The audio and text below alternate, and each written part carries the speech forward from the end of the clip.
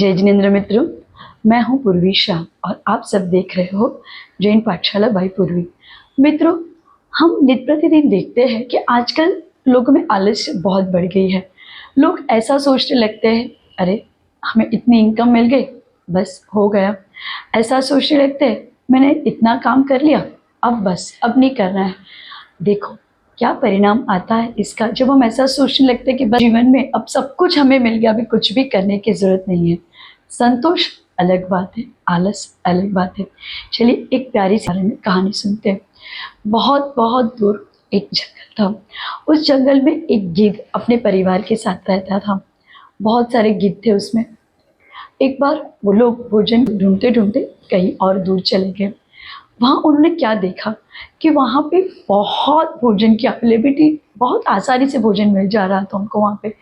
पर वहाँ पे किसी भी प्रकार की कोई डर नहीं था। वहाँ पे और कोई था ही नहीं जो आए और उनको परेशान करे। सब गिद्ध वहाँ रहने लगे। उन्होंने वहाँ पे बहुत मज़े किए, खाना खाया, सो गए। कुछ करते ही नहीं थे क्योंकि खाना भी बहुत आसानी से मिल जाता था उनको और कोई तकलीफ भी नहीं पड़ती थी। अब थोड़े दिन तो वहाँ पे रह ले। अब उसमें जो सबसे वृद्ध जो बड़ा गिद्ध था ना, वो बोला चलिए चलिए हम सब यहाँ से चलते हैं, कहीं और जाते हैं। तो जो यंग गिद्ध थे वो हंसने लगे, क्या आप भी यहाँ, हमें कोई चिंता नहीं है, सारी चीज़ें मिल रही है, ना खाने की चिंता है, ना सोने की चिंता है, ना, क्योंकि देखो यहाँ पे कोई है नहीं, हमें जो भी खाना चाहिए हमें आसानी से मिल जाता है, तो फिर आपको यहाँ से जाने की ज़रूरत क्या है। गिद्ध बोले, बुजुर्ग गिद्ध बोले, नहीं, जिस घड़ी हम ऐसा सोचते हैं ना कि बस अब हमें सब कुछ मिल गया, हमें कुछ करने की ज़रूरत नहीं, उसी घड़ी हमारे जीवन के पतन की शुरुआत हो जाती है। भाई आदमी तो वही भला रहता है ना जो प्रगति करता रहता है। ठीक, हम गिद्ध को भी वही करना है। हमें सतत प्रयत्नशील रहना चाहिए। यदि आप कुछ नहीं करेंगे तो आलसी हो जाएंगे। सारे गिद्ध हंसने लगे। मित्रों, आपको भी पता है, बहुत पहले किसी राज्य में राजा ने कहा था, हमारे पास बहुत सारी संपत्ति है, आपको किसी को भी काम करने की ज़रूरत नहीं है, आपके खाने पीने की सारी सुविधा राज्य दरबार से हो जाएगी। सब आलसी बन गए और एक समय ऐसा है कि सब भूखे मरने लगे, क्योंकि राज्य कोष कितना भी भरा हो कभी तो खाली हो जाएगा, शत्रु कभी भी आ सकते हैं।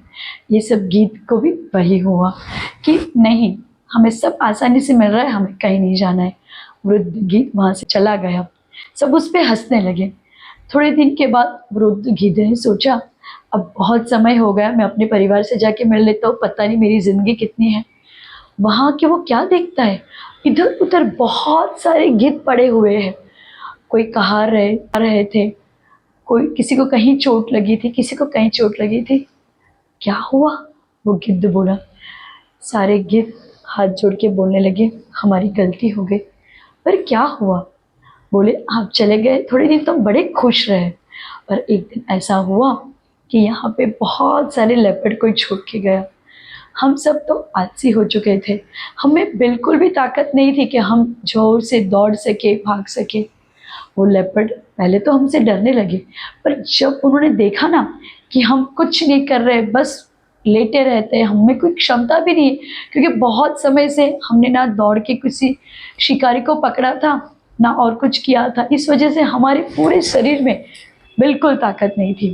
जब वो लेपर्ड ने देखा ना, तो वो लेपर्ड हमारे पीछे आने लगा, हमें पकड़ने लगा, हमें खाने की कोशिश करने लगा। बहुत सारे गिद्ध तो उसमें मर गए क्योंकि उनमें ताकत नहीं थी।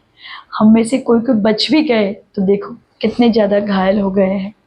हमें यहाँ नहीं रुकना है, हमें यहाँ से चले जाना है। जो बूढ़ा गिद्ध था ना, उसने कहा, आपको अच्छा सबक मिला है।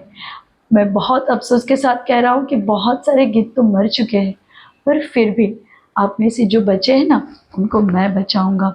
और वो गिद्ध ने किसी न किसी तरह से उन सारे गिद्ध को सबसे पहले तो मोटिवेशन दिया, उन सबको, सबकी उनकी जो सुप्त शक्ति थी उसको जगाया, उनको समझाया कि भले थोड़े दिन के लिए आपने ये काम नहीं किया है, पर आप गिद्ध हो, पहले आप करते थे।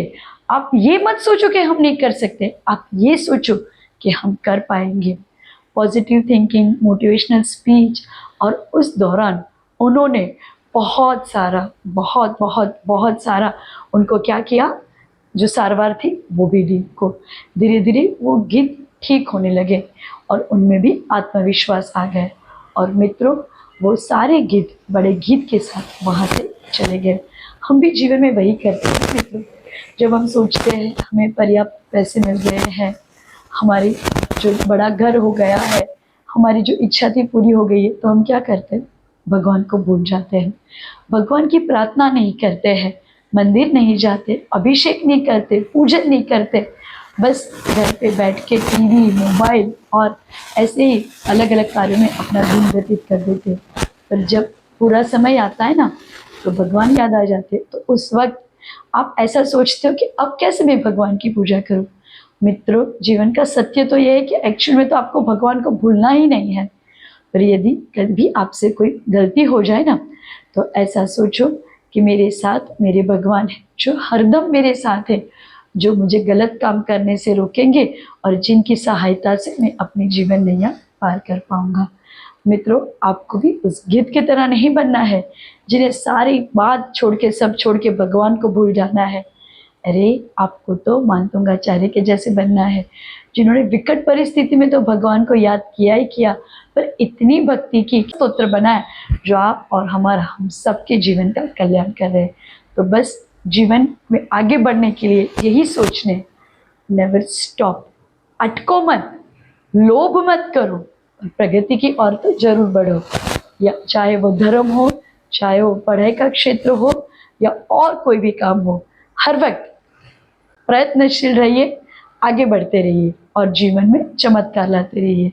बस आज के लिए इतना ही, फिर मिलते हैं नए टॉपिक के साथ, नई कथा के साथ।